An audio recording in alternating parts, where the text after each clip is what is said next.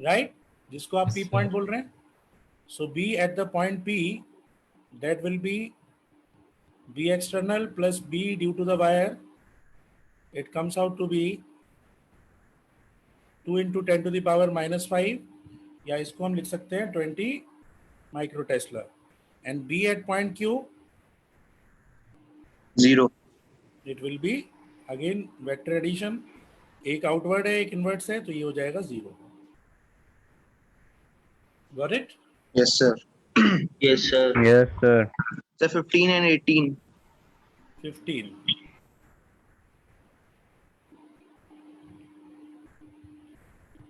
देखें. So a metallic wire, a metallic sphere, each of the radius r having the charges to Q and Q are joined. आपको दिखाना है final distribution, ठीक है. अब अगर चार्जेस पे है 2Q और Q, और फाइनल चार्जेस मान लेते हैं इस पे आ गया कुछ Q1, इस पे आ गया कुछ Q2, ऐसा क्या. लेकिन ये जो Q1 और Q2 आया है, यहाँ पे अगर मैंने माना इस पे प्लस Q चार्ज आया है, इस पे माइनस Q चार्ज आया है, जो कैपेसिटेंस बीच में लगी हुई है. तो एक तो आप क्या कर सकते हैं, एक तो आप लिख सकते हैं Q1 plus Q that should be equals to 2Q by the conservation of charge. दूसरा आप क्या कर सकते हैं, दूसरा यहाँ से अगर देखेंगे तो टोटल चार्ज है आपका Q2 minus Q that should be equals to Q. ये चार्ज कंजर्वेशन से आपने दो इक्वेशंस बना ली. बात समझ में आ रही है. Yes, sir. Yes, sir. पे जो चार्ज है और इस पॉजिटिव प्लेट पे जो चार्ज है वो, इस पे निगेटिव प्लेट पे जो चार्ज है और Q2, तो ये तो एक कंजर्वेशन से दो इक्वेशंस ये बन गई. अब अगर पोटेंशियल देखें तो इसका पोटेंशियल अगर V1 है, इसका पोटेंशियल V2 है, तो V1 की वैल्यू हो जाएगी आपके पास KQ1 by radius is R, and V2 की वैल्यू हो जाएगी आपके पास K into Q2 divided by 2R, because the radius of this metallic sphere is 2R. सो ये जो V1 और V2 है, ये Q को किस तरह से सेटिस्फाई करेगा, that V1 minus V2, this will be the potential difference. Sir दूसरे वाले का भी आर है. सर आर है. सर आर है दूसरे वाले का भी. ओके ठीक है, ये भी आ रहे. तो ये जो V1 और V2 है, यही करस्पॉन्डिंग प्लेट्स का हो जाएगा. Yes Yes, sir. तो V1 minus V2 should satisfy Q by 2 by C. Now you just put the values and get the answer. सीधा Okay, सीधा. sir. सर 9th वाला भी है. 9th वाला.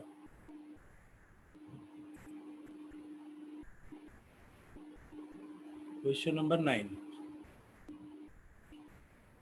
ओके, ये क्वेश्चन तो यार बहुत बार डिस्कस हो चुका है. Under what condition current passing through the resistance R can be inserted increase by short circuiting the battery of E2. ठीक है. The internal resistance of the two batteries R1 and R2 respectively.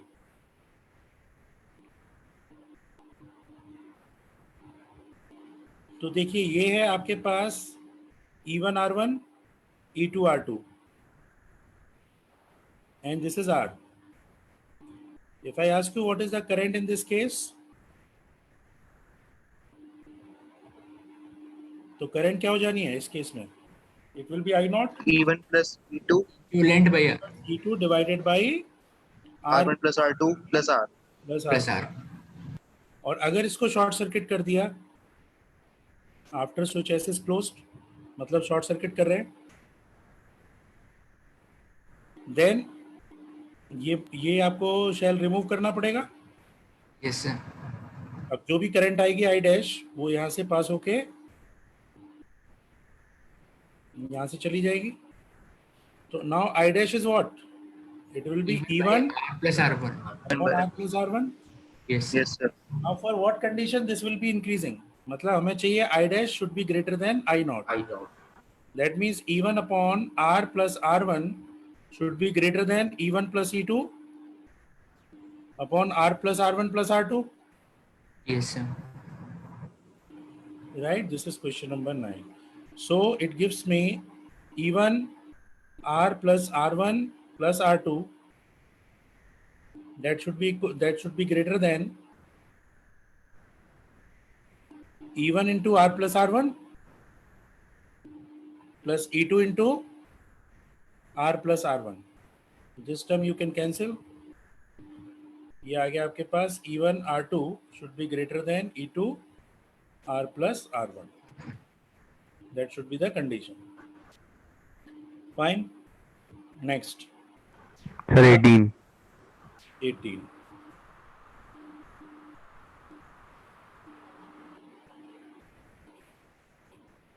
18. Okay. 7 capacitor, each of capacitance 2 microfarad are connected to obtain a capacitance of 10 by 11 microfarad. Which of the following combination is possible? तो इस तरह के question में I will always prefer कि जो options आपको दिए हुए हैं, बिकॉज ऑब्जेक्टिव टाइप है तो ज्यादा अच्छा बेटर ऑप्शन ये होता है कि टाइम खर्च ना करते हुए आप ऑप्शन के हिसाब से चेक करो. ठीक है, तो 5 are in parallel and 2 are in series.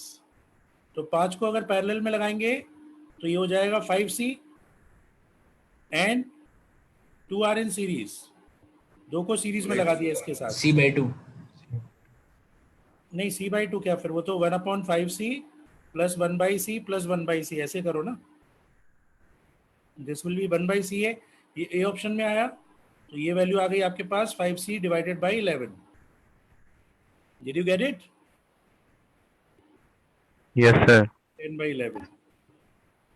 A option से ही हो रहा है.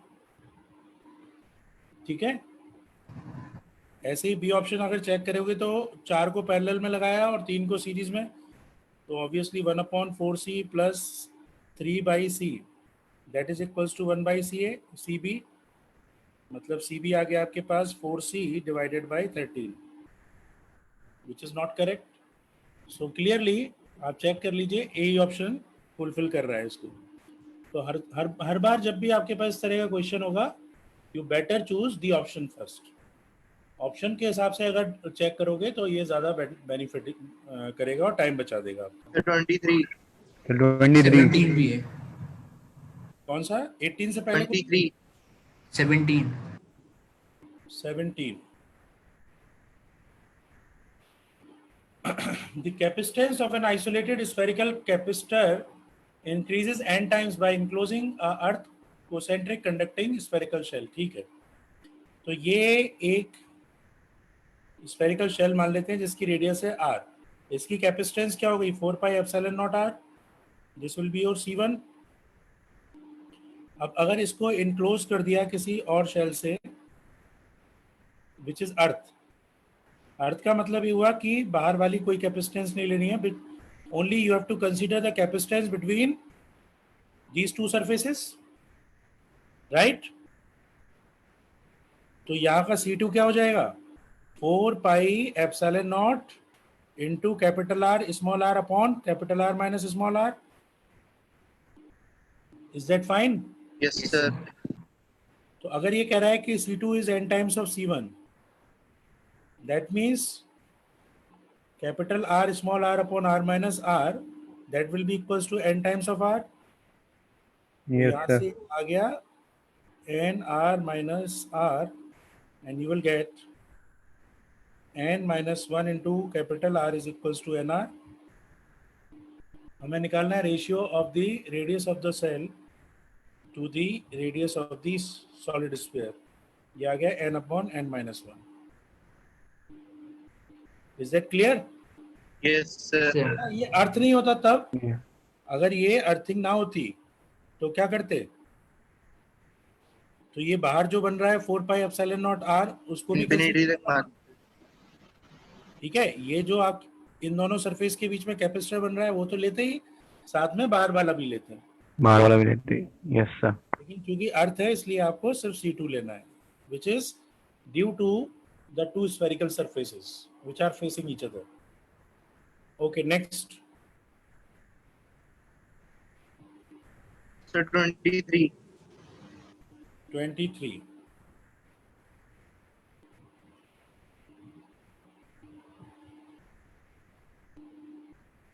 Two conductor A and B, each of cross section area 5 centimeter square, are connected in series. Fine. Variation of temperature along the length is shown in the figure. ठीक है, the thermal conductivity of A is this, thermal conductivity of B निकालना है. तो देखिए आपको ये slope दी हुई है और ये वाली स्लोप दी हुई है, मतलब आपको टेम्परेचर ग्रेडियंट दिया हुआ है फर्स्ट सेक्शन का और सेकंड सेक्शन का। तो पहले के लिए टेम्परेचर ग्रेडियंट कितना आ गया, dt/dx।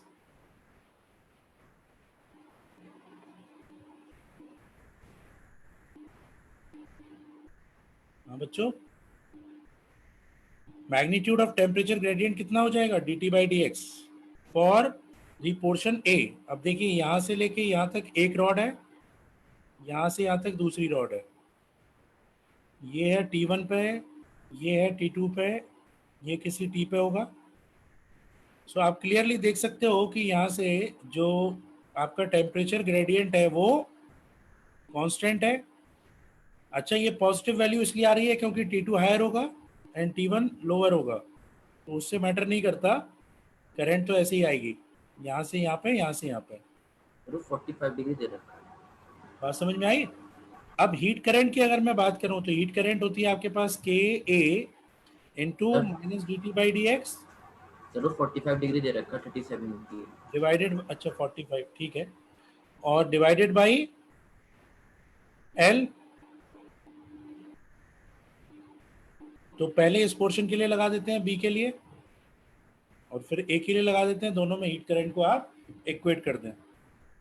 तो इसके लिए हो जाएगा आपका K B into area, area same बिल्कुल, and dt/dx for B. How much is dt/dx for B, it will be 1045 and dt/dx for A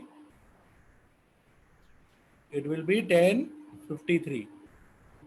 So just equate these two, it will be dt/dx along B upon length of B, that should be equals to Ka into area into dt/dx along A divided by LA। तो A से A cut गया, rest of the values you know, just put the values, get the answer. हमें निकालना है क्या, के B निकालना है, तो ये आ गया के बी, ये आ गया आपका L B by L A into dt/dx of A to the dt/dx of B. This final answer is 50/20, 50/25 and A है आपके पास 4/3 टेम्परेचर ग्रेडियंट एंड बी है 1। So this is your final answer 200/75। अच्छा, into के B, के ए भी आएगा into के ए, मतलब आपके पास फाइनली जो के बी आ गया वो आ गया 200/75 इंटू के ए, एंड के ए की वैल्यू है 120।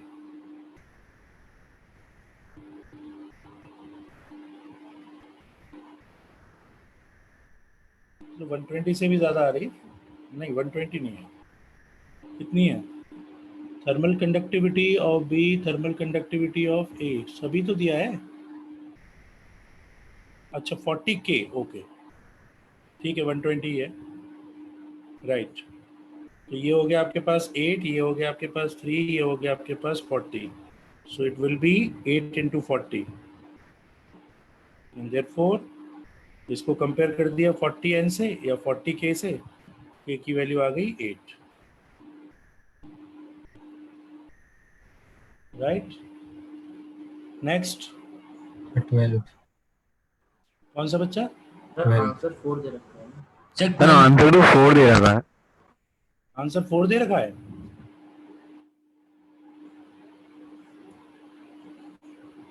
(1045) let me check, dt/dx across b is 1045, ये ठीक है।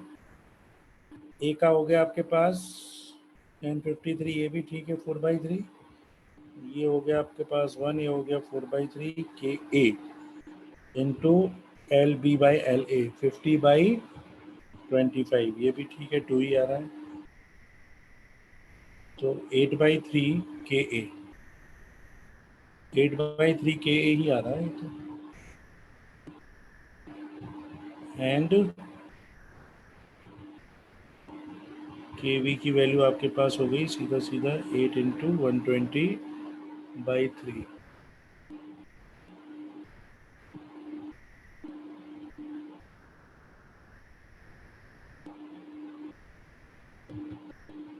एट आ रहा है यार आंसर।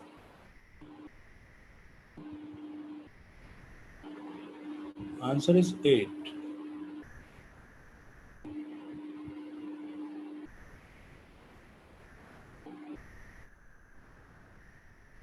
थर्मल कंडक्टिविटी 40 के, फाइंड द वैल्यू ऑफ के।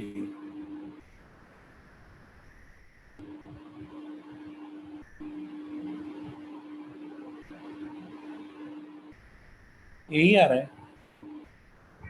सर हमें तो के की वैल्यू निकालनी है ना, के बी की नहीं, क्वेश्चन में ही दे रहा था। के बी की वैल्यू तो निकाली है। तो के बी तो पता है 40। के बी 40 के है। के बी इज 40 के is any okay sir. Constant, मतलब ऐसे मान लो 40 एन। तो अगर ये चीज 40 ये आ रही है आपके पास 320, तो अगर इसकी वैल्यू के बी की वैल्यू 40 एन है तो एन की वैल्यू 80 तो हो जाएगी। समझे? Yes sir. ये चक्कर है। ठीक है मेरे ख्याल से नो नो प्रॉब्लम, 80 होगा आंसर। नेक्स्ट बताओ। 24. 24। The figure shows the RC circuit with a parallel plate capacitor. Find before switching the circuit plate A, the capacitor has a charge minus Q naught, while plate B is having no net charge. Now at t equals to 0, the circuit is switched on. How much time will be elapsed before the net charge on the plate A becomes 0? ठीक है, तो इस तरह का case है ये आपके पास। मान लेते हैं माइनस क्यू नॉट ये है, तो कितना कितना चार्ज होगा बच्चों इस पर? अगर मैं जनरली इसको डिस्ट्रीब्यूट करूं तो चार्ज कितना होगा बोलो? Minus Q naught plus Q naught. Minus Q naught by two बाहर, minus Q naught by two बाहर। प्लेट्स पे होगा minus Q naught by two और यहाँ पे plus Q naught by two. ऐसी होगी डिस्ट्रीब्यूशन। अब इसके बाद जब ये बैटरी से कनेक्ट हो गया तो ये बोल रहा है कि ए पे नेट चार्ज 0 हो जाए। ऑब्वियसली चार्ज यहाँ का बदलना है, सिर्फ चार्ज यहाँ का बदलना है। तो यहाँ का अगर चार्ज बदलना है ये वाला क्यू एन माइनस क्यू, तो आप कह सकते हैं क्यू इनिशियली कितना था minus Q naught by two, और फाइनल हमें कितना चाहिए जिस इंस्टेंट की ये बात कर रहा है plus Q naught by to चाहिए। जिससे क्या हो जाए, जिससे कि आपका प्लेट प्लस ए मतलब प्लेट ए पे जो नेट चार्ज हो जाए वो कितना हो जाए, this is Q naught by two, this is minus Q naught by two, मतलब net charge on the plate A should be 0। Did you get my point? ये पॉइंट समझ में आया? पहले आपको इनिशियल समझ में आ गया? Yes, sir. इनिशियल चार्जेस क्या क्या है? इनिशियल चार्जेस है minus Q naught by two plus Q naught by to. अब इसके बाद क्या हुआ, इस पे अब जब फर्दर चार्ज आएगा तो इस पे आप लिखेंगे minus of Q naught by two plus Q divided by C plus I R is equals to E. यही बनेगी इक्वेशन। बच्चों ये बात Yes, समझ में आई? sir. इस पे चार्ज हो गया minus Q naught by two, मतलब इस पे अगर क्यू चार्ज आया तो Q naught minus Q naught by to ये चार्ज हो गया इस प्लेट पे, और दूसरी पे हो गया निगेटिव ऑफ दैट। तो इसके हिसाब से आप पोटेंशियल डिफरेंस जब किरचॉफ्स लॉ लगाएंगे, लूप लॉ, तो this will be your equation. Now what is I hear? I is nothing but it will defining the rate of flow of the charge small Q. तो आप इसके लिए equation बना लीजिए। Equation बन जाएगी आपके पास I into R that is equals to E minus Q naught by two minus Q divided by C, and therefore I आ गया आपके पास C E two C E minus Q not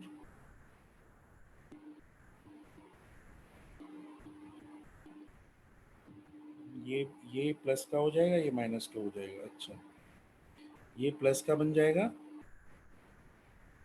Q naught by to सी, ये minus का हो जाएगा Q by C, right. और ये कितना हो जाएगा फिर, आई हो जाएगा आपके पास, it will be 2CE plus Q naught minus 2Q divided by 2CR. Just write down this as dq by dt. ये आ गया आपके पास dq upon 2CE plus q not minus 2Q, that will be equals to dt by 2RC and integrate. अब मुझे ये बताइए कि अगर A पे मुझे नेट चार्ज 0 चाहिए तो आपको Q minus Q naught by 2 इसकी वैल्यू कितनी चाहिए बच्चों, प्लस क्यू नॉट बाई 2 चाहिए या नहीं? Yes, sir. Yes sir. ये क्लियर है? ये चार्ज तो नहीं चेंज होने वाला जो बाहर था, यहाँ पर चार्ज था Q minus Q naught by 2। तो अगर मुझे इस पर नेट 0 चाहिए मतलब ये value plus Q naught by 2 के बराबर हो जानी चाहिए। सो Q की वैल्यू हो गई आपके पास कितनी, Q नॉट, मतलब लिमिट आप रख सकते हैं Q की 0 से लेके Q नॉट, यहाँ टाइम आ जाएगा 0 से लेके t। So just solve this and you will get the answer. तो इसको सॉल्व करेंगे तो ये हो जाएगा आपके पास ln of 2CE plus Q naught minus 2Q into minus half, ये आ गया आपके पास t by 2RC and put the limit. ये तो 0 से t ही है, इसकी लिमिट रख देते हैं 0 से लेके कहाँ तक, Q नॉट तक। तो ये बन गया आपके पास ln this value is Q naught, ये 2CE यहाँ आ गया 2CE my plus Q naught is equals to minus t by RC।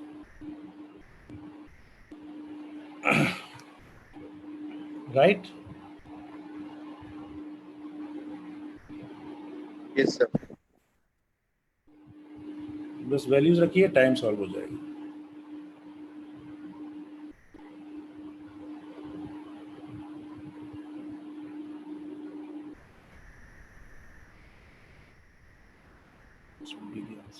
Values दी हुई है सारी, क्यू नॉट दिया हुआ है, सी दिया हुआ है, ई दिया हुआ है, हाँ ठीक, आर भी दिया हुआ है, ठीक है।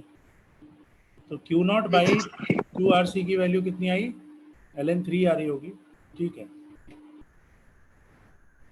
ठीक है, बस सिर्फ वैल्यूज पुट करनी है, आंसर हो जाएगा। आर की वैल्यू है 2 into 10 to the power minus 6 upon ln 3। C की वैल्यू है आपके पास 10 to the power minus 6, ln की वैल्यू है, ये प्लस 6 है, ln की वैल्यू है आपके पास 1 plus Q naught is 10 to the power minus 3 upon 2 into 10 to the power minus 6 into E is 1000। तो ये भी कैंसिल, यहाँ से ये भी कैंसिल।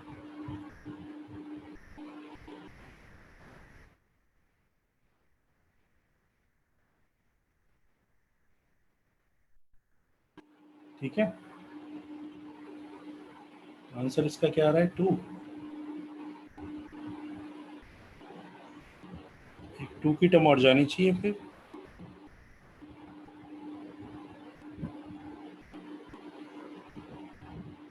अच्छा, ये बचा ना, क्यू नॉट रखने पे यहाँ पे ये भी बचा, minus Q not plus Q naught minus Q not, समझे?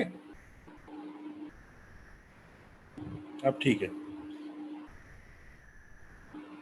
तो ये आ गया आपके पास आंसर, टी आ गया RC ln of 2CE plus Q not upon 2CE minus Q not. Now it will give you 2। अब हो जाएगा, राइट? चलिए सर एक नेक्स्ट। 16 भी समझा दीजिए सर, 3D का क्वेश्चन है कि हुआ नहीं सर। सर 12th भी है। 12th तो ये वाला आ गया? Yes, Yeah. sir. ठीक है। 16 देखें।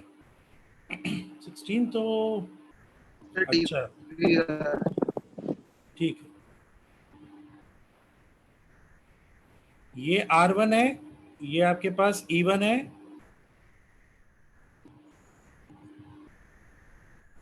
ये R2 है। अब यहां पे जो E2 है वो वेरिएबल है, दिस इज वेरिएबल। और ये अगर वेरिएबल है तो इसके करस्पॉन्डिंग आपको दो ग्राफ्स दिए हुए हैं। एक ग्राफ दिया हुआ है इस तरह से, दूसरा ग्राफ दिया हुआ है इस तरह से। ये कह रहा है कि जो करंट है, जो इसमें से करंट जा रही है और जो इसमें से करंट जा रही है, अगर नेगेटिव से पॉजिटिव टर्मिनल की तरफ जा रही है तब तो इसको क्या बोल रहे हैं? तब तो इसको बोल रहे हैं पॉजिटिव। और इसमें भी अगर नेगेटिव से पॉजिटिव जा रही है तो इसको क्या बोल रहे हैं? Positive, right? और लेकिन अगर करंट का डायरेक्शन अपोजिट हो जाता है, इसका मतलब क्या हुआ? इसका मतलब उसको नेगेटिव लेंगे। तो मुझे बताओ कि अगर ये वेरिएबल है और E2 की वैल्यू मैं 0 से लेके 10 वोल्ट्स तक कुछ भी ले सकता हूं, जो कि मैं इस एक्सिस पर दिखा रहा हूं इसको, E2 को, और यहाँ पे ये दोनों करंट दिखा रही हैं। अब एक ग्राफ आपका I1 के लिए है, दूसरा ग्राफ I2 के लिए है। तो सबसे पहले मुझे ये बात बताइए कि अगर E2 की वैल्यू 0 हो जाए तो I2 का डायरेक्शन क्या होगा? बस इतना बताओ। अगर E2 की वैल्यू 0 हो जाए तो I2 का डायरेक्शन क्या होना चाहिए? पॉजिटिव से नेगेटिव। निगेटिव होना चाहिए, बिकॉज जैसे ही E2 0 हुआ, सारी की सारी करंट यहां से जानी चाहिए। Yes sir.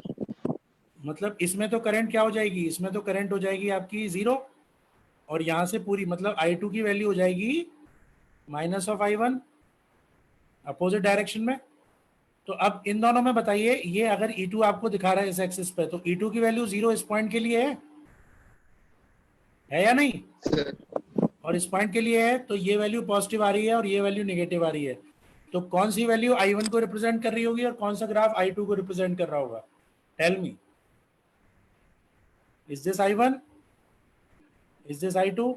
क्योंकि तभी नेगेटिव आया है। Yes sir. ये बात सबको समझ में आ गई? Yes sir. Yes, sir. अब दूसरी चीज देखो, अगर E1 और E2, अगर ये दोनों करंट्स बराबर हो जाती हैं, अगर ये दोनों करंट्स बराबर हो जाती हैं, इसका क्या मतलब हुआ?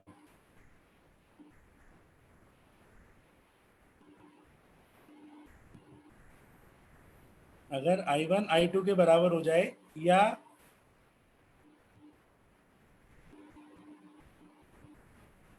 E1 E2 के बराबर हो जाए,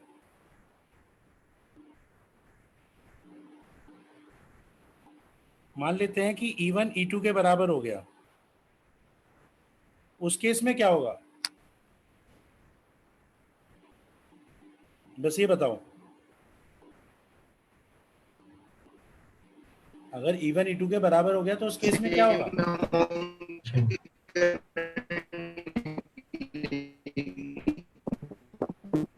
नहीं समझा मैं तुम्हारी बात, क्या कह रहे हो?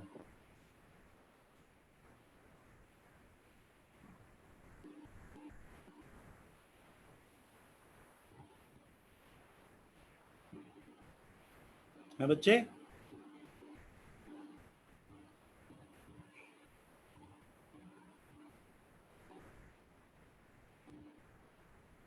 अगर E1 E2 के बराबर हो जाए तो एक ही चीज हो सकती है कि ये तो बात फिक्स है कि A और B पॉइंट का टर्मिनल वोल्टेज क्या रहने वाला है? E2। इसका मतलब इस पॉइंट और इस पॉइंट का भी टर्मिनल वोल्टेज मुझे E2 चाहिए। तो E1 E2 के बराबर होने का मतलब है I1 क्या हो गया? 0 हो गया कि नहीं? Yes sir. Yes, sir.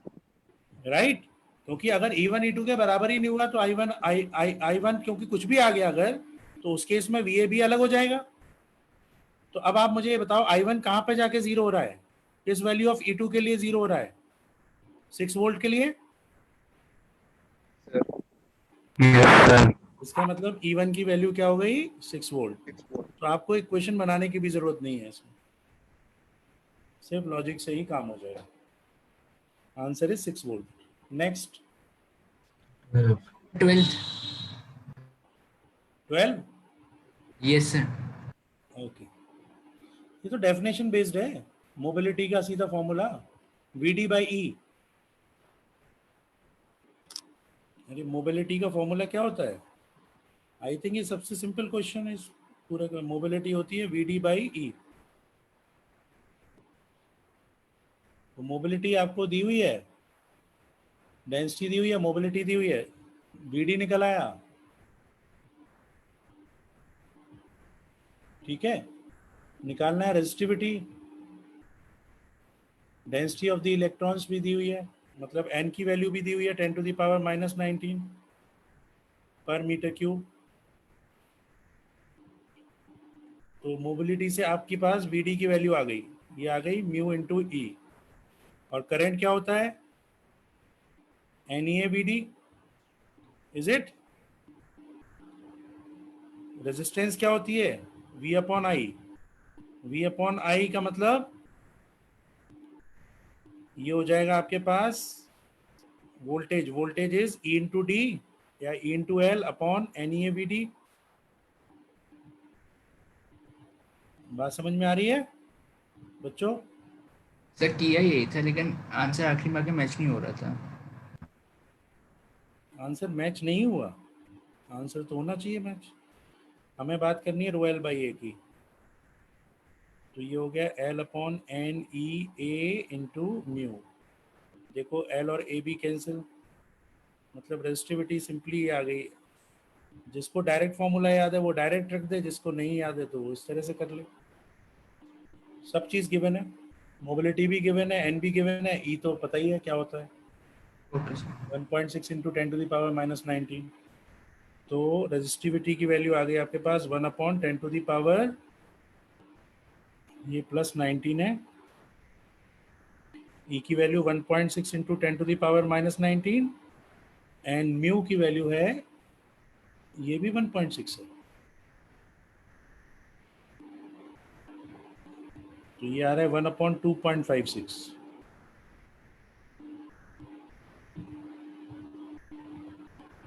Approximately 0.4 के बराबर। नहीं आ रहा है आंसर? यस सर, यही आ रहा है। ठीक है, अगला सर फिफ्थ और बता दीजिए। फिफ्थ। फिफ्थ क्वेश्चन कह रहे हो? Yes sir. आवाज स्लो आ रही है यार फिफ्थ तुम्हारी। कह रहे हैं, fifth. Yes sir fifth question. Okay,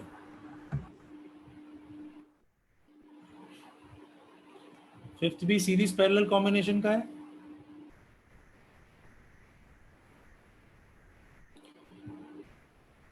Two rectangular blocks having the identical dimension can be arranged either in configuration 1 or in configuration 2 as shown in the figure. ठीक, one of the block has the thermal conductivity K and other is 2K. The temperature difference between the end along the x-axis is same in both the configuration. It takes 9 seconds to transport a certain amount of energy. ठीक है, तो पहले में आपने एक K लिया और एक 2K लिया, डायमेंशन सेम मानते हैं, मतलब area of cross section same है, लेंथ सेम है। तो इसका R1 क्या हो गया? L बाई के। इसका R2 क्या हो गया? L by 2KA। अब जब आपने इसको R इक्विवेलेंट देखा तो इस केस में R इक्विवेलेंट आ गया आपके पास R1 प्लस R2 सीरीज में जोड़ा है, मतलब ये आ गया 3/2 times of L by KA। जब आपने इसको इस तरह से पैरेलली जोड़ दिया K और 2K से, तब 1/R equivalent is equals to 1/R1 plus 1/R2. So what will you get? You will get R equivalent is equals to 2L by 3KA. Is it? No. ये आ जाएगा 1/2, ये आ जाएगा L by 3KA। ये आ गया R equivalent। अब कह रहा है कि टेम्परेचर डिफरेंस, तो हीट करंट निकालते हैं। तो अगर यहाँ पर टेम्परेचर डिफरेंस आपने सेम लगाया है तो इस केस में हीट करंट होगी delta T by are,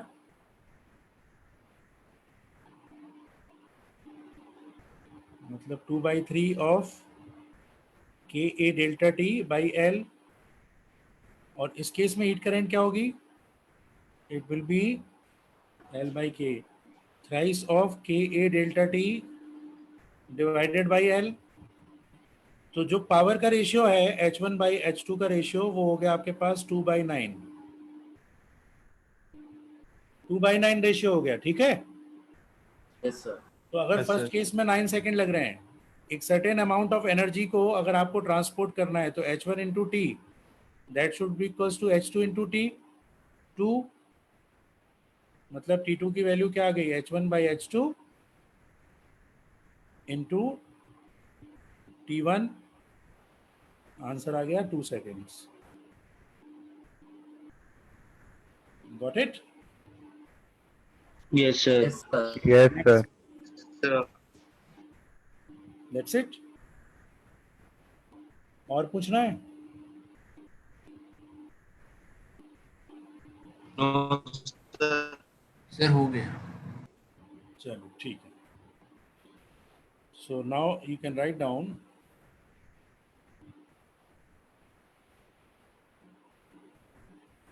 magnetism. अच्छा, मैग्नेटिज्म में हमने लास्ट थिंग क्या करी थी, it will be the magnetic field, Sir, last हमने किए थे variation in B due to long wire. Yes sir. नहीं, magnetic field at the centre of circular loop. Of the loop. N side polygon, N side regular polygon. Yes sir. ठीक है, और जिसका result क्या आया था, बी एट द सेंटर, ये आया था आपके पास N square mu naught I divided by, यहाँ पे ये pi by N, 10 pi by N, और यहाँ पर 2 pi square R. Yes sir. तो जब n is tending to infinity तो आपने साइन पाई बाई एन को पाई बाई एन लिख लिया था, right? Yes sir. 10 pi by N को भी आपने पाई बाई एन लिख लिया था, and this result gives you B at the centre that will be equals to mu naught I by 2r, which will be, ये क्या था, ये आपके पास आ गया था एक एन साइड का अगर एक आपने पॉलीगन लिया जिसमें एन साइड इन्फिनिटी हो जाए तो इट बिकम्स अ सर्किल। इसका मतलब उस सर्किल के सेंटर पे जो आपके पास फील्ड आ गई वो आ गई mu naught I upon 2r। So this is nothing but this is the magnetic field at the centre of circular loop. ये चीज हम लोगों ने लास्ट करी थी। अब ये तो हुआ आपका स्ट्रेट लाइन से drive and tending to infinity से। इन जनरल भी देखें, अगर बायो सेवर्ट से मैं इसको ड्राइव करूं तो कैसे करूंगा, तो लिखें magnetic field at the centre of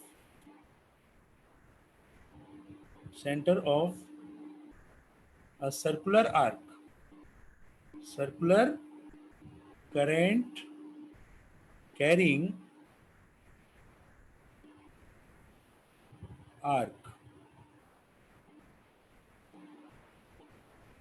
तो मान लेते हैं कि एक सर्कुलर आर्क है जिसकी रेडियस है r, और जो अपने सेंटर के साथ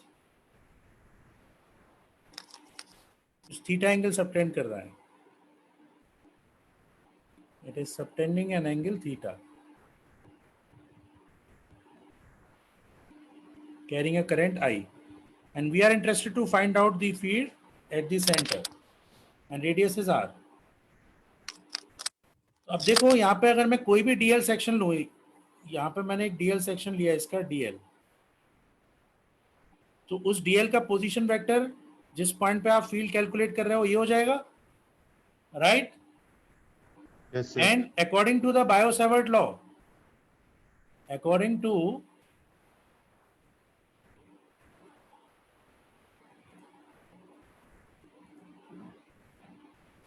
कोई डाउट हो बच्चों चैट में लिख देना, ठीक है? चैट में लिख देना अगर कोई भी डाउट हुआ तो.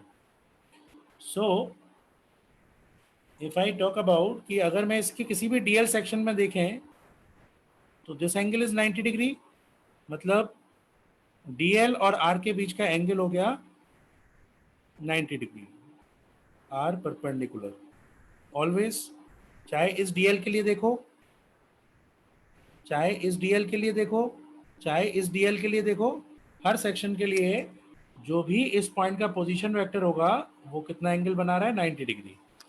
सो according to Biot-Savart, what we can say, we can say for the small section of DL the current is mu naught I DL cross R upon 4 pi R cube. That means यहाँ से इस DL section के लिए dB कितना हो जाएगा, ये हो जाएगा mu naught into I upon 4 pi into R cube into DL into R into sin 90. Yes or no? So R से एक R कैंसिल, ये R स्क्वायर बचा, आपके पास ये आ गया mu naught I into DL divided by 4 pi R square. And if you see the direction, ये DL cross R अगर मैं राइट हैंड थंब रूल लगाऊं तो DL क्रॉस R की वजह से जो फील्ड आएगी वो आउटवर्ड आ जाएगी, दैट विल बी DB. मतलब एंटी क्लॉकवाइज डायरेक्शन में अगर करंट जा रहा है तो आपको सेंटर पे फील्ड कैसी मिल रही है, आउटवर्ड. और हर सेक्शन के लिए DL क्रॉस R ये हमेशा आपको आउटवर्ड फील्ड दे रही है. इसका मतलब अगर मुझे नेट फील्ड निकालनी है due to the circular arc, what I can do, I can just sum up, because सबके डायरेक्शन तो सेम ही है. तो mu naught I upon 4 pi R square into DL, because rest of the thing is constant. ना तो I change हुआ ना ही R change हुआ. अगर पूरे सेक्शन के लिए देखें तो सिर्फ DL का समेशन करना है. And what is the summation of DL for the circular arc, it will B R into theta.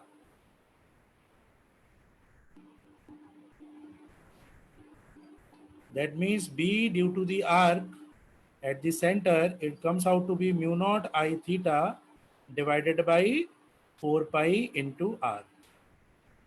ये आपके पास जनरल एक्सप्रेशन हो गया. It will be your general expression. बिल्कुल. DL वाला पार्ट, DL वाले पार्ट में बेटा ये है कि देखो अगर मैं DL ये बात तो पक्की हो गई कि हर DL का R के साथ एंगल क्या है, 90, और किसी भी सेक्शन की वजह से जो DB आ रही है वो भी सेम डायरेक्शन में आ रही है. मतलब यहाँ पे अगर हम हर सेक्शन के लिए देखें तो ना ही थीटा चेंज हुआ, ना ही R चेंज हुआ, ना ही I चेंज हुआ. तो बेसिकली आपको सर्कुलर आर्क का सिर्फ क्या करना है, समेशन करना है. और समेशन ऑफ DL मतलब total length of the circular arc, which is nothing but which is radius into the angle subtended by the circular arc at the center, right? तो ये आ गया आपके पास थीटा. यहाँ पे ये जो थीटा की वैल्यू है, ये थीटा की वैल्यू आपके पास क्या है, this theta is nothing but it is the angle subtended by the arc at the center. तो अगर मैं इसमें केस 1 ले लूं कि for complete loop, what I can say, I can say theta should be 2 pi. Yes, sir. Theta 2 पाई हो गया, इसका मतलब B एट द सेंटर क्या आ गया, mu naught I by 2R. Mu naught I by 2r 2r। Exactly. जो आपने polygon के result से निकाला था वही रिजल्ट यहाँ पे आ गया। अब ये थोड़ा सा और जनरलाइज हो गया। जनरलाइज इसलिए हो गया क्योंकि आप सर्कुलर आर्क के लिए मतलब आप किसी भी लूप के लिए निकाल सकते हो। सेमी सर्कुलर लूप हुआ तो B at the centre is mu naught I by 4r। 4r। The reason theta becomes pi.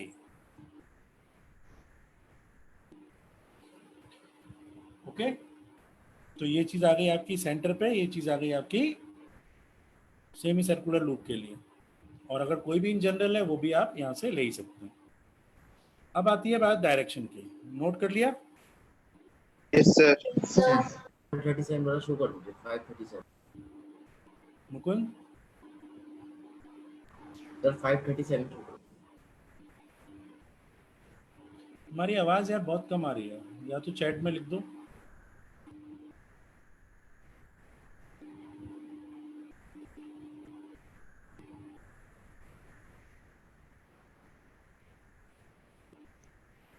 Okay. So now we talk about the direction. Direction of B at the center of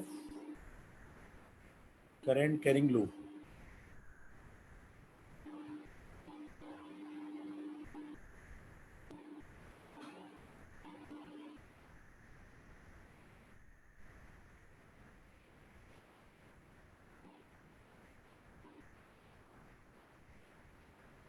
ठीक है,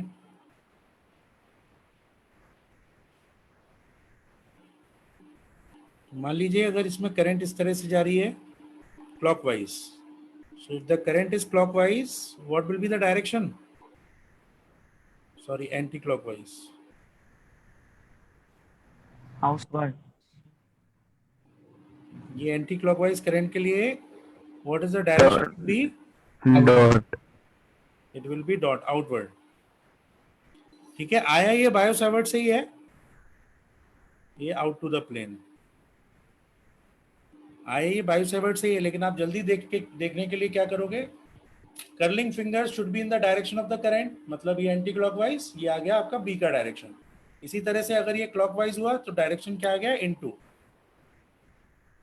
तो हर बार हर element के लिए निकालने की जरूरत नहीं है, सिंपली आप राइट हैंड थंब से भी याद रख सकते हो।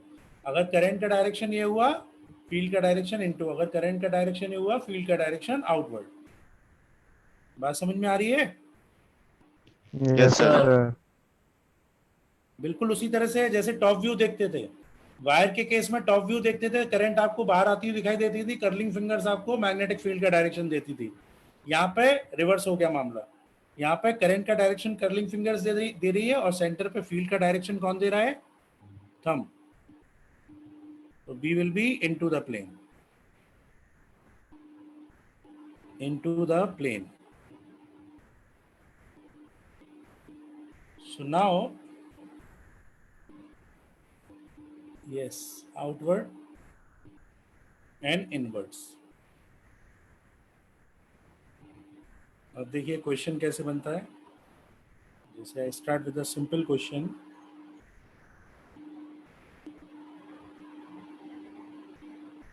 ये मेरे पास एक इस तरह से सेमी सर्कुलर आर्क है और ये करंट, तो मान लीजिए ये आई करंट इस तरह से जा रहा है।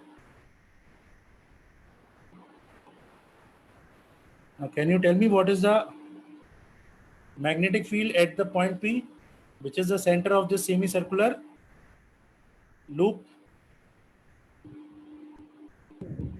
इसकी रेडियस है R। तो इस P पॉइंट पे फील्ड क्या, मैग्नेटिक फील्ड क्या होगी? किस तरह से की जाए भाई? तीनों को अलग अलग मान लेंगे। अलग मान लेंगे। आपको मैंने तरीका बताया है कि जब भी आपका पोर्शन वाइज Divide डिवाइड कर करिए लेंगे। और फिर उसके बाद सुपरपोजिशन लगा दीजिए। Yes sir. तो अगर मैं ये ए बी मतलब इन्फिनिटी से इस पोर्शन को अगर 1 ले रहा हूँ, ए से बी को 2 पोर्शन ले रहा हूँ और Sir, mu naught I by 4R into 1 plus plus pi upon pi. हाँ बिल्कुल ठीक। B1 क्या होगा पहले ही बताओ। It is mu naught I upon Mu naught I upon 4 pi r. 4 pi R, क्योंकि इसको सेमी इनफाइनाइट ले सकते हैं। जो स्ट्रेट वायर का एंड है वो जस्ट पॉइंट पी से परपेंडिकुलर है, इसका मतलब it is consider to be semi infinite. तो अगर इसको सेमी इनफाइनाइट कंसीडर कर लिया तो इसके लिए डायरेक्शन आया into, this is B1, this is due to the wire 1 at point P. Similarly due to the wire 2 it will be mu naught I upon, क्या करें 4R, ये भी इनटू क्लॉकवाइज, देखिए current clockwise, magnetic field at the centre is into. And what about B3? It's 0. 0, बिल्कुल ठीक, 0 because wire को अगर extend करेंगे तो ये पॉइंट से पास हो रहा है, पॉइंट से पास हो रहा है मतलब उसका कंट्रीब्यूशन P पॉइंट के लिए कितना हुआ, 0 हुआ। और सर वैसे भी सर साइन 0 तो 0 ही होगा ना। हाँ इसीलिए तो रूल बनाया आपने भाई। वायर को एक्सटेंड करके आप कहते हो वायर को एक्सटेंड करके किसी भी पॉइंट पे ले जाएंगे, अगर वो पॉइंट वायर की लेंथ के अलोंग ही लाई कर रहा है, इसका मतलब उसके लिए फील्ड क्या होती है 0। तो कहाँ से आई है वो, sine theta equals to sine 0 से ही आई है वो। मतलब नेट आ गया आपके पास mu naught I upon 4 pi R into pi plus 1। That will be the final answer. Got it? Sir practically circular loop में करंट फ्लो कर सकता है, करता ही है, क्यों नहीं करेगा? सर्कुलर लूप में क्या वायर को सर्कुलर शेप ही तो देनी है, और क्या करना है, एक सेल लगा दो, एक वायर लो उसको सर्कुलर शेप का बनाओ, उसमें सेल लगा दो, करंट फ्लो करेगा और यूनिफॉर्म भी होगा पूरी थ्रू आउट वायर में, राइट?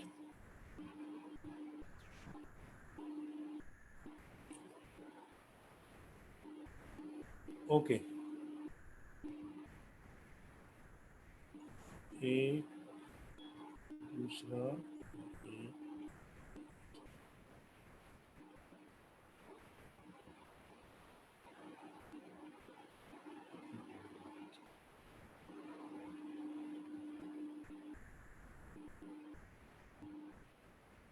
ठीक है, तो ये 3 लूप्स हैं, कोसेंट्रिक हैं। इसकी रेडियस है r, इसकी रेडियस है कुछ 3r, इसकी रेडियस है कुछ 2r।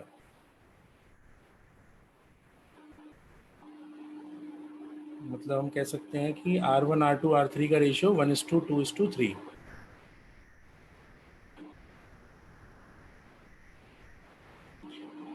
The current in loop 1 is I, while the current in loop 3 is 2I.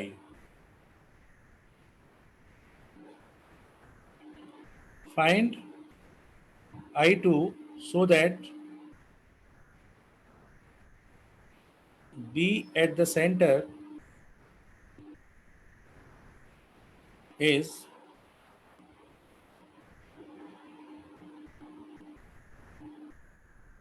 0 in the first case. Second case, B at the center is half of B due to wire 1 at the center. बात समझ में आ गई बच्चों? Yes sir. तो I2 की value निकालनी है जिसके लिए B एट द सेंटर 0 हो जाए, या जिसके लिए B एट द सेंटर 1 की वजह से जो फील्ड आ रही है उसकी आधी हो जाए नेट। चलो फर्स्ट पार्ट करते हैं पहले। तो ऑब्वियसली कोसेंट्रिक है और हमें करना क्या है, हमें सुपरपोजिशन ही लगानी है। तो पहले पार्ट के लिए B1 को क्या करें, अच्छा इसकी ओरिएंटेशन भी बतानी है I2 की, मतलब सिर्फ मैग्नीट्यूड नहीं डायरेक्शन भी। ये तो मैंने जस्ट कन्वेंशन के लिए ऐसे लिख दिया है, आपको I2 पूरा बताना है, क्लॉकवाइज होगा एंटी क्लॉकवाइज होगा, उसका मैग्नीट्यूड क्या होगा, सारा कुछ। तो what about B1? Mu naught I divided by 2R, into और आउट टू? इनटू। अरे anti clockwise, out out. Similarly B2 V2 को कन्वेंशन वाइज आप ऐसे ही मान लो कि लेट अस से I2 हमने मान लिया पॉजिटिव, I2 पॉजिटिव मानने का मतलब है एंटी क्लॉकवाइज मान लिया, तो ये क्या हो जाएगा mu not I2 upon 4R। Yes sir. 4R क्यों, सेमी इनफाइनाइट थोड़ी ना है। सर 2 into 2 R होगा ना? Yes 2 into 2R 2 by 3i 4R, और इसको भी हम आउटवर्ड ही मान लेते हैं। अगर I2 की वैल्यू पॉजिटिव आई मतलब एंटी क्लॉकवाइज, अगर I2 की वैल्यू नेगेटिव आ जाती है तो क्या बोल देंगे उसको, clockwise. तो उसको क्लॉकवाइज बोल देंगे। फिर Sir, V3 I2 हो की जाएगा वैल्यू 2 by 3i क्या बेटे, by 3i 3i मतलब, I2 की वैल्यू। अच्छा आंसर बता रहे हो, यस सर। अच्छा अच्छा वो देखते हैं। तो ये हो गया 2i अपॉन 2 into 3R। अब इसके बाद आप फर्स्ट पार्ट के लिए B at the centre superposition से लिखेंगे 0, तो it will be B1 plus B2 minus B3। जैसे डायरेक्शन वाइज को जोड़ा और 0 कर दिया। मेरी बात समझ में आई? तो I2 की वैल्यू क्या आ गई, आ गई 4 into I/3 minus I/2, and this value comes out to be 2I/3 with the negative sign. Sir That anti means I2 should be clockwise. 2I/3 clockwise. To make the current, अगर इसमें current 2I/3 हुई और clockwise हुई तो क्या होगा, जो magnetic Net field center होगी zero. सेंटर में जीरो। 0 हो जाएगी। Now do the second part. Sir yes बेटे। Sir B at centre due to third wire में 2i होगा। हाँ 2i होगा, तो ये 6R था ना बेटा, अच्छा 2 ओके into सर। 3R, इसलिए उसको कट कर लिया, और इसका डायरेक्शन था इनटू, इसलिए उसको कन्वेंशन के हिसाब से दो को पॉजिटिव लिखा, तीसरे को नेगेटिव लिख लिया। Okay sir. ठीक है, चलिए अब बी पार्ट आप लोग करिए। ठीक है, श्रेयांश आपने ठीक निकाला, सोहेल रहमान आपने भी ठीक निकाला था। अब इसमें क्या कह रहा है, इसमें कह रहा है ये सेकंड पार्ट में, that if B at the centre is half of B due to 1, तो बी एट द सेंटर आपके पास है mu naught divided by mu naught divided by R, ये आपके पास है I/2 प्लस I/2 नहीं I/4 माइनस I/3, एंड ये किसके बराबर हो जाना चाहिए, half times of mu naught I/2R के। Yes sir. यही कह रहा है क्वेश्चन। डायरेक्शन देखो, मैंने इसका भी कन्वेंशन के हिसाब से आउटवर्ड लिया है, इसका भी कन्वेंशन के हिसाब से आउटवर्ड है, इसलिए आप इक्वेट कर सकते हो। तो म्यू नॉट से म्यू नॉट कैंसिल, आर से R cancel, I by 6. I/6 आ रहा है, Yes sir. I/4 minus I/6 is equals to I/2 नहीं I/4, तो I2 आ गया I प्लस 2I/4,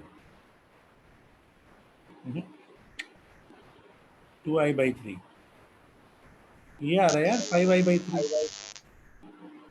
5/3 आ रहा है। And that to anticlockwise, positive ही आ रहा है। पॉजिटिव आने का मतलब है डायरेक्शन जो आपने चूज Anti-clockwise. किया वही सही। तो 5I/3 आ रहा है, 5I/3 Sir yes sir. वो गलती हो गई। राइट। चलिए नेक्स्ट क्वेश्चन करते हैं। Excuse me sir. हाँ बताओ उदित। सर यहाँ पे I2 की डायरेक्शन क्या ली थी इनिशियली? देखो हमें कोई कन्वेंशन लेनी थी, आपने I2 की डायरेक्शन क्या ली, डॉट। डॉट का मतलब एंटी क्लॉकवाइज मान ली।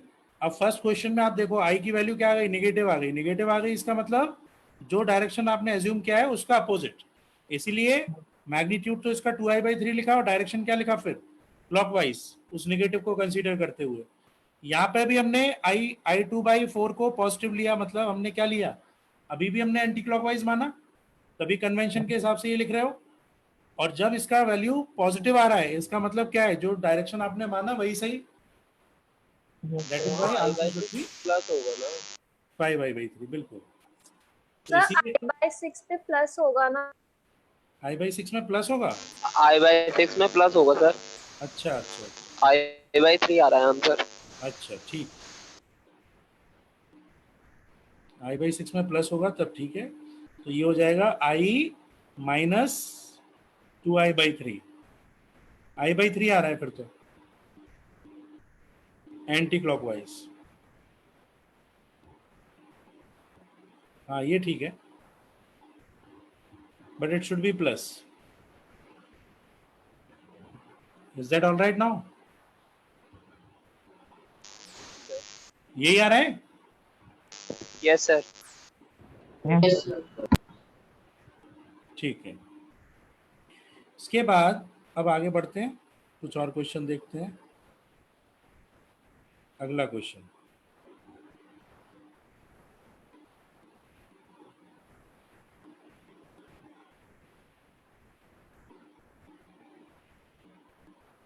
ये एक वायर है, ये इन्फिनिटी से आ रहा है।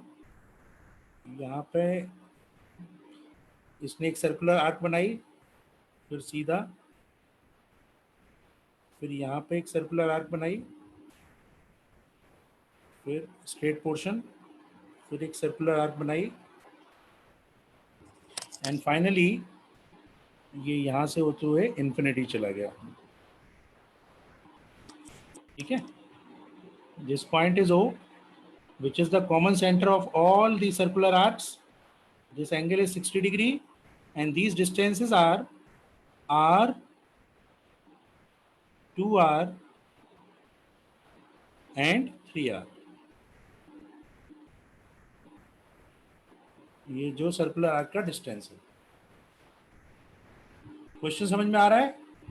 सर एक बार फिर से एक्सप्लेन कर दिए सर सर। इन्फिनिटी कहाँ से गया?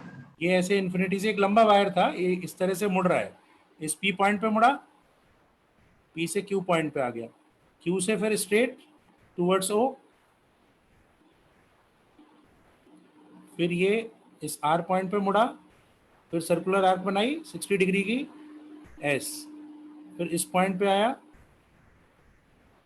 ये T, ये कुछ U, और ये फिर ये वायर यहाँ से फिर इन्फिनिटी पे चला गया। मैं थोड़ा सा दूर इसलिए दिखा रहा हूँ कि आपको ये वायर का डिफरेंशिएट दिखाई दे जाए, otherwise it is also passing through. मतलब अगर आप इसको एक्सटेंड करोगे तो ये भी कहाँ से पास हो रहा है, O पॉइंट से ही पास हो रहा है। समझ गए? Yes sir. तो अब आपको बताना है net magnetic field at point O, B at point O। Okay sir. So again what we do is we divide करते हैं। तो इसको पोर्शन 1 बोल दिया, इसको पोर्शन 2 बोल दिया, इसको 3 बोल दिया, इसको 4 बोल दिया, इसको 5, इसको 6 और लास्ट वाले को 7। जहाँ जहाँ से ये शेप बदल रहा है वहाँ से आपने अलग अलग डायरेक्शन दे दिए। तो what about B1, B3, B5 and B7? 0 0, क्योंकि सारी straight portion is passing through the point O। इसका मतलब जो भी फील्ड आएगी वो आएगी B2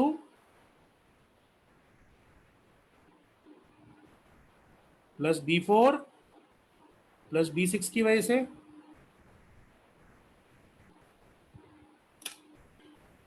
So now you have to calculate B2, B4 and B6.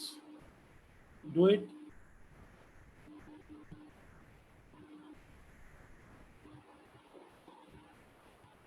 Excuse me sir.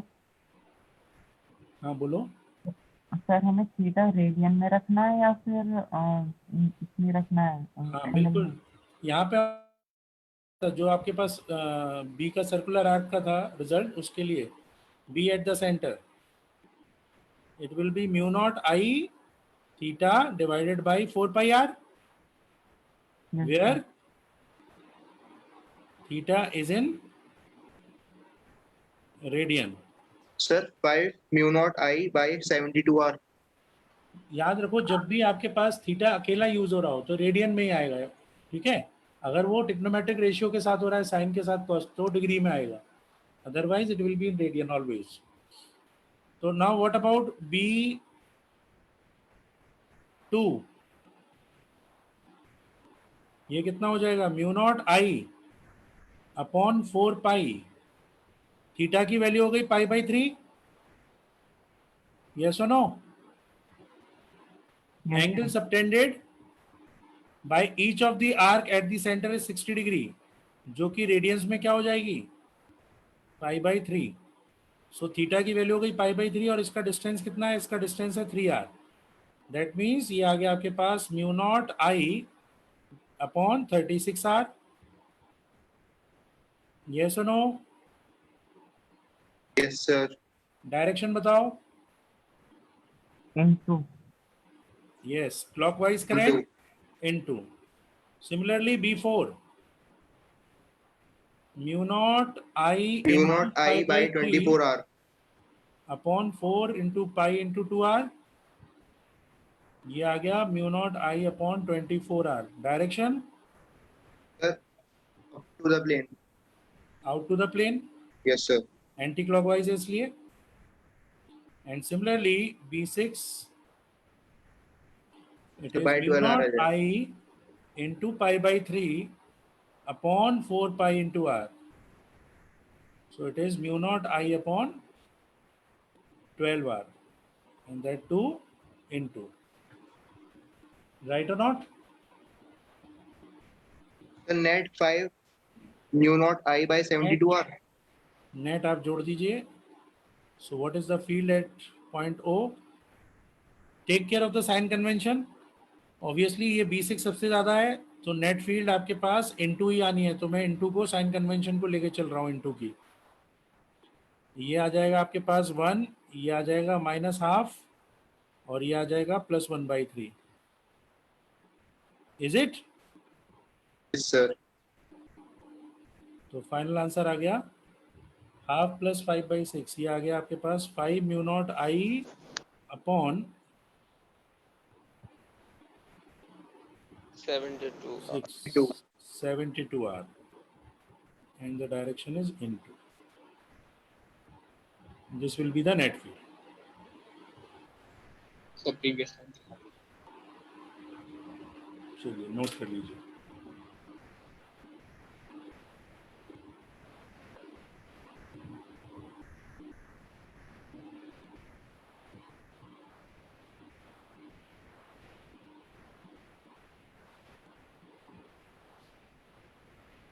Done? No, sir. Yes, sir.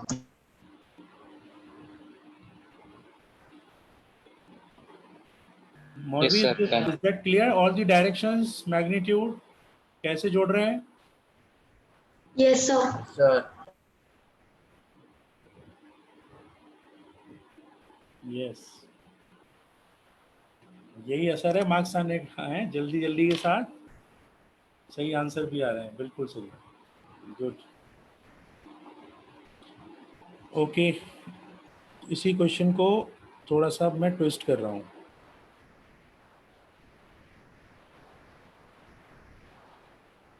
मान लीजिए यही सेम चीज़ है,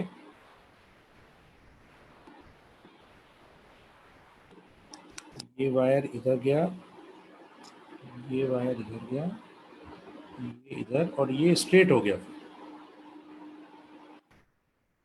उसके बाद ये इस तरह से चला गया। So current is coming like this, current is coming like this, current is coming like this, like this, ये भी और ये, and then it is going. ये डिस्टेंस आपके पास है r, ये डिस्टेंस आपके पास है 2r, this angle is theta 60 degree. हमें बताना है what is the perpendicular distance of the wire. what is the perpendicular distance d of the wire so that at point O the field is 0?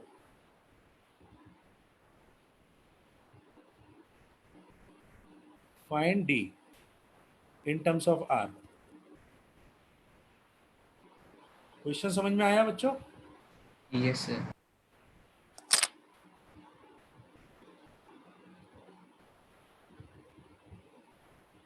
ठीक है, ये wire था। Sir finite rod की तरह treat करेंगे इसे फिर? यस, बिल्कुल।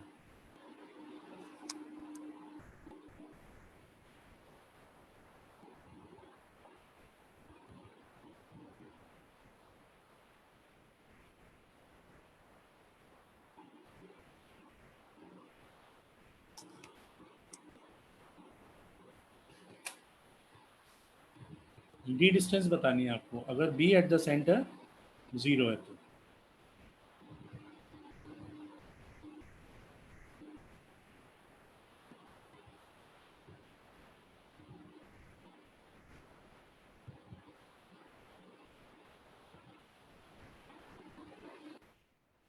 प्रोसीड वैसे ही करेंगे, 1 2 3, this is 1, this is portion 2, this is 3, this is 4, this is 5, this is 6, and this is 7.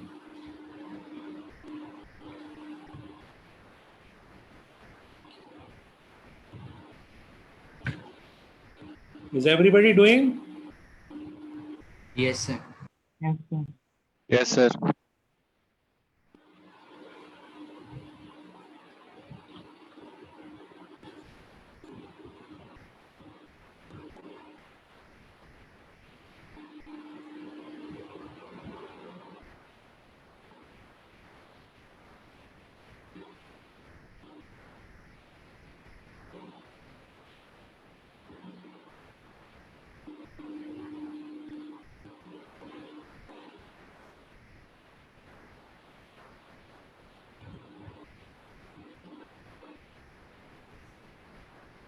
Sir d equals to r by 3. E is equals to r by 3. चलो check करते हैं। So B2, what is B2? Mu naught I pi by 3 upon 4 pi into 2r. ये आ गया आपके पास mu naught I by तो पाई के terms में आ रहा है।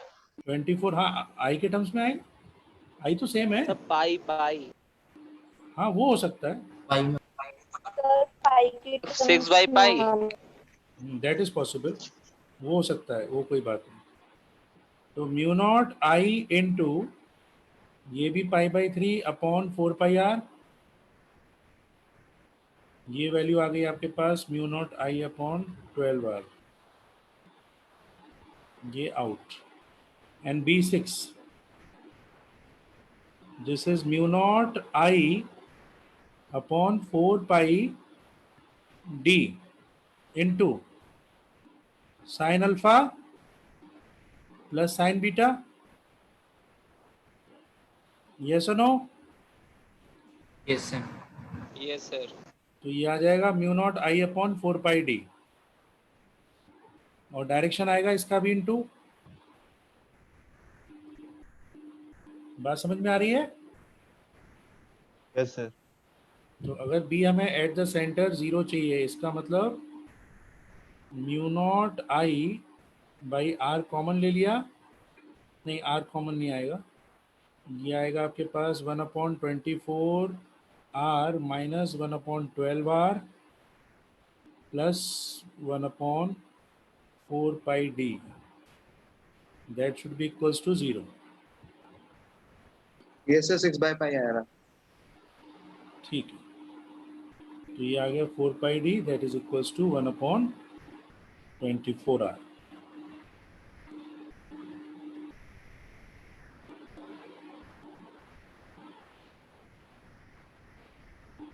डी आ गया आपके पास 6r by pi is the answer. Fine, चलिए तो इस तरह से क्वेश्चन कर सकते हैं आप।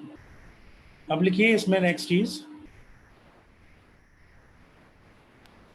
अच्छा मुझे ये बताओ कि चलो नेक्स्ट एग्जांपल।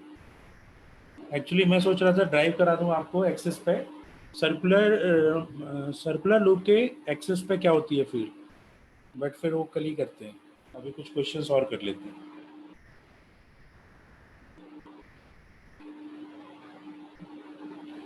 मान लीजिए एक मेरे पास ये है प्लेन,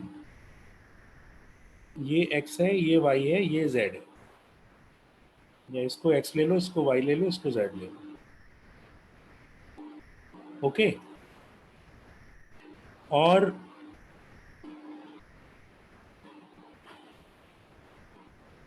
सर स्क्रीन शेयर नहीं हो रहा। हाँ हाँ देखिए, और इस YZ प्लेन में एक सर्किल है, ठीक है, एक YZ प्लेन में एक सर्किल मानो,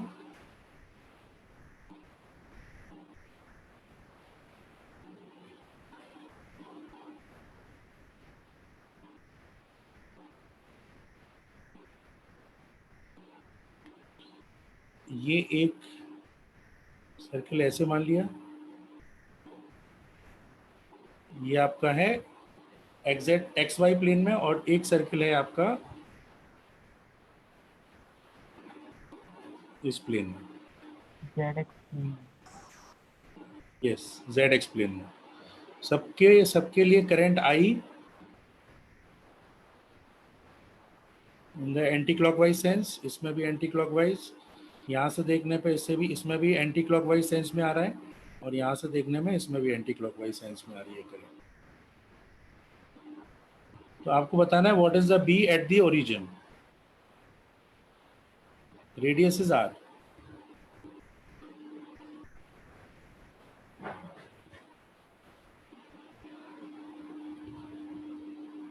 या सिर्फ मैग्नीट्यूड बता दो अभी।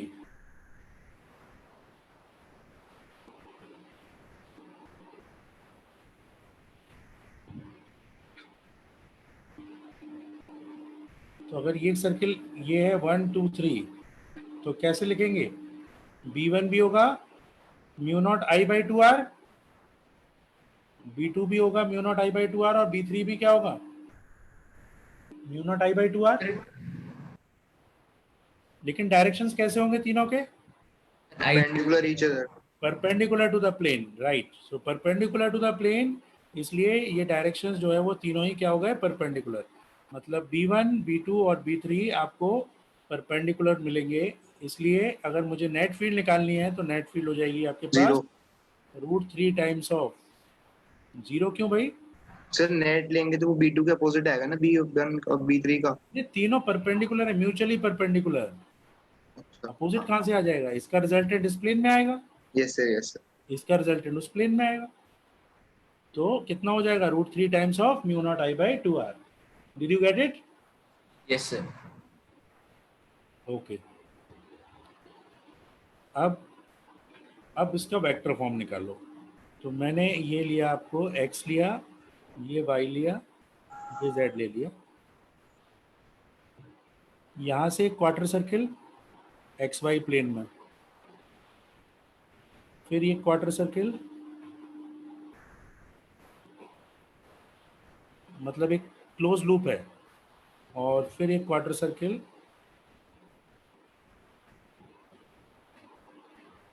आपका ZX प्लेन में, ठीक है। You have to find out the net field at the origin. The current is I and each quarter circle is having the radius R।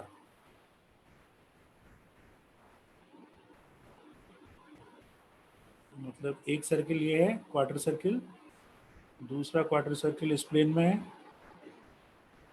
और तीसरा क्वार्टर सर्किल आपका इस प्लेन में। तो आपको बताना है what is the B at the centre O, B at the origin O।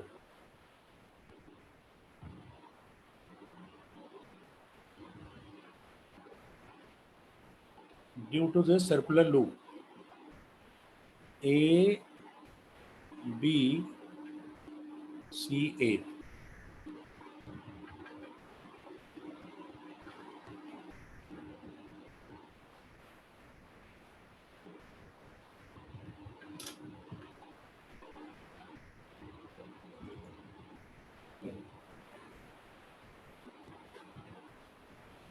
तो 3 mu naught I by 8 are.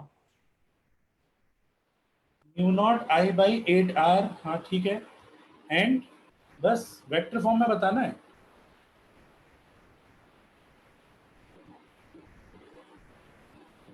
ये तो सिर्फ एक का मैग्नीट्यूड बताया आपने।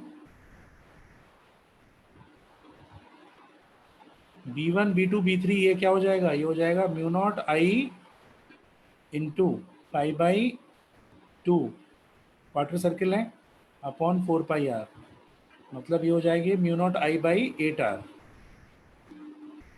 इसके बाद सर आई जे और के डायरेक्शन में तीनों की आएगी। आई जी और के में आ जाएगा। सर डायरेक्शन तीनों की सेम आएगी। तीनों की अलग अलग होंगी ना। हाँ बिल्कुल अलग अलग होंगे। तो जो B1 का डायरेक्शन आ रहा है वो आ रहा है mu naught I by 8r के कैप। इसी तरह से 2 का डायरेक्शन क्या आ रहा है? ठीक है। 2 का डायरेक्शन आ रहा है आपका आई cap.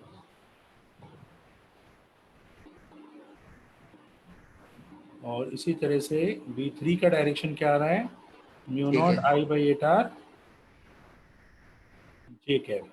So if you see, you will get mu naught I by 8r I plus j plus k। और अगर मैग्नीट्यूड देखोगे तो वही √3 आ गया जैसे इससे पहले वाले क्वेश्चन में किया था। बस यहाँ पे क्वार्टर सर्किल बना दिया इसलिए 1/4 हो गया, लेकिन आंसर वैसे ही है अभी भी अगर इसका मैग्नीट्यूड आप देखें तो mu naught I by 8r √3 आ रहा है मैग्नीट्यूड। Getting it? वहां पे आ रहा Yes, था sir. Mu naught I by 2r √3, because सारे के सारे सर्किल कैसे हो गए? क्वार्टर सर्किल हो गए इसलिए। ठीक है, तो कल की क्लास में फिर करेंगे हम लोग magnetic field on the axis of the circular current carrying loop, right.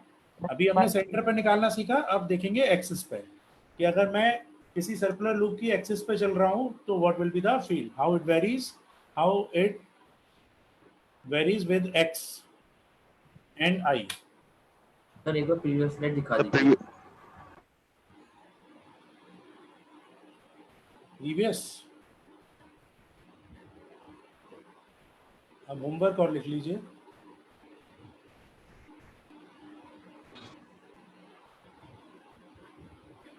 कहाँ तक कर लिए थे बच्चों इसमें? सर 20 तक। 20 तक। SCV में 20 तक कर लिए। Yes sir. Okay, so you can do now circular coil का आपका जाएगा। नेक्स्ट स्लाइड दिखा दीजिए। हाँ जी, एक मिनट।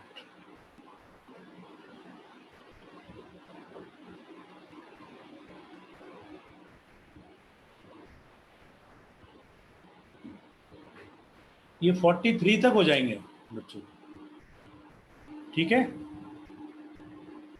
सो होमवर्क हो गया आपका question number 21 to question number 43 SCV से प्लस DPP। कहाँ तक हो गई DPP? 45 45 होमवर्क में दे रखी है होमवर्क में आपने। आपने दी थी। नहीं, डिस्कस कहाँ तक हुई है? 34 ही तो हुई है शायद। 35 34 तक। 34 तक हुई है सर। 34 तक हुई है ना, तो 20 क्वेश्चन 36 और कर लेते, कल डिस्कस करते हैं फिर। सर आपने 45 तक दे रखी है। हाँ ठीक है, देने को तो दे रखा है लेकिन करते भी नहीं है ना, तो कोई बात नहीं, इसमें 36। यस सर, ट्राई कर लेंगे एक बार और। हाँ जी ठीक है, प्रीवियस स्लाइड दिखा दीजिए। Thank you sir. कल इसकी डिस्कशन करते हैं, ठीक है। Okay, thank you. Thank you sir. Slide 545 दिखा दीजिए। Yes sir. 545 545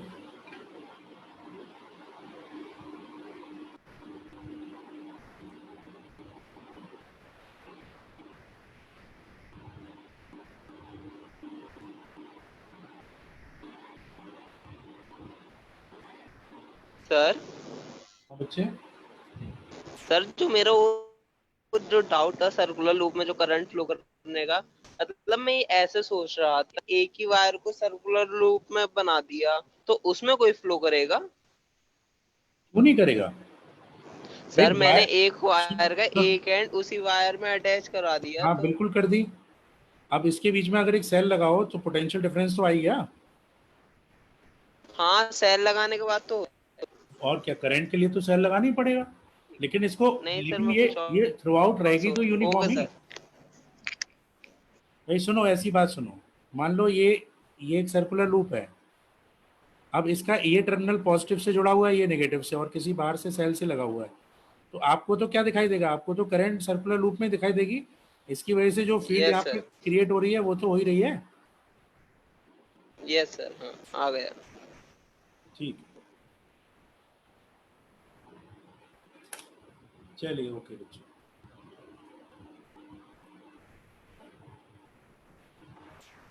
सर हाँ बच्चे, सर कैपेसिटर की